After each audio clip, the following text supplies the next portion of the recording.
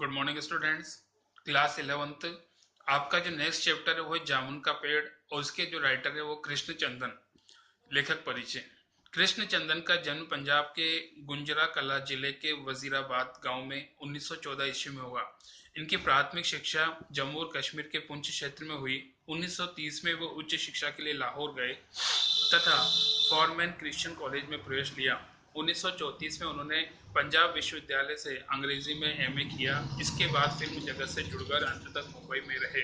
इन्होंने साहित्य अकादमी द्वारा पुरस्कृत किया गया है। इनका निधन 1977 में हुआ।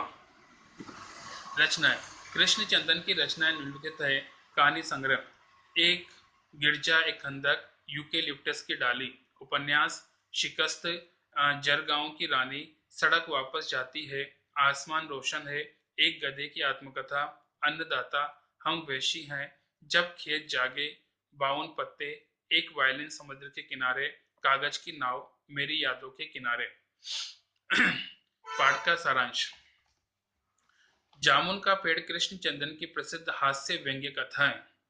इस हास्य व्यंग्य कथा के लिए चीजों के अनुपात में ज्यादा फैला फुला कर दिखाने की परिपाटी पुरानी है। यह कहानी भी उसकी अनुपालना करती है, इसलिए इसमें घटित घटनाएं अतिशोक्तिपूर्ण और अविश्वसनीय लगती है। रात को चली आंधी में सचिवालय के पार्क में जामुन का पेड़ गिर गया। सुबह माली ने देखा तो उसके नीचे एक आदमी दबा पड़ा। उसने ये सूचना तुरंत चपरासी को दी। इस तरह मिनटों में दबे आदमी के पास भीड़ इकट्ठी हो गई। क्लर्कों को रसीले जामुनों की याद आ रही थी। तभी माली ने आदमी के बारे में पूछा। उन्हें उस आदमी के जीवित होने का संदेह था। तभी वो दबा आदमी बोल पड़ा। माली ने पेड़ हटाने का सुझाव दिया, परंतु सुपरिटेंडेंट ने अपने ऊपर के अधिकारी से पूछने की बात की। इस तरह बात deputy secretary, joint secretary, chief secretary और मिनिस्टर के पास जा पहुंची। मंत्री ने चीफ सेक्रेटरी से पूछकर कहा। उसी क्रम में बात नीचे तक पहुंची और फाइल चलती रही। जैसा कि आपको जानते हैं कि सरकारी जो तंत्र होता है वहां पे अपने अधिकारी से पूछे बिना कोई भी कार्य नहीं करना चाहते। ठीक वही इस पाठ के माध्यम से बताया। दोपहर को भीड़ इकट्ठी हो गई। कुछ मनचले क्लर्क सरकार की इजाजत बिना ही पेड़ हटवाना चाहते। तो तभी सुपरिटेंडेंट ने फाइल लेकर भागा भाग आया और कहा कि ये काम कृषि विभाग का है, उन्हें फाइल भेज रहा हूँ। कृषि विभाग ने पेड़ हटवाने की जिम्मेदारी व्यापार विभाग पर डाल दी और व्यापार विभाग ने कृषि विभाग पर जिम्मेदारी डालकर अपना पल्ला झाड़ दिया। दूसरे दिन भी फाइल चलती रही। शाम को इस मामले में हॉर्टिकल्चर विभाग के पास भेजने का फैसला लिया गया, क्योंकि ये फलदार पेड़ है। रात को माली ने दबे हुए आदमी को दाल भात खिलाया, जबकि उसके चारों तरफ पुलिस का पहरा था। माली ने उसके परिवार के बारे में पूछा तो आदमी ने बताया कि वो लावारिस है। तीसरे दिन हॉर्टिकल्चर विभाग से जवाब आया कि आजकल हम पेड़ लगाओ स्कीम पर जोर शोर से काम कर रहे हैं, अतः जामुन के फल एक फलदार है तो उसे काटने की इजाजत नहीं दी जा सकती। एक मनचले ने आदमी को ही काटने की बात कही। उसने कहा कि इससे पेड़ बच जाएगा। दबे हुए आदमी ने इस पर आपत्ति की कि ऐसे तो वो मर जाएगा। आदमी काटने पर अपना तर्क दिया कि आजकल प्लास्टिक सर्जरी की उन्नति कर चुकी है। यदि आदमी को बीच में से काट कर निकाला जाए तो प्लास्टिक सर्जरी से जोड़ा जा सकता है। इस बात पर फाइल मेडिकल विभाग में भेजी।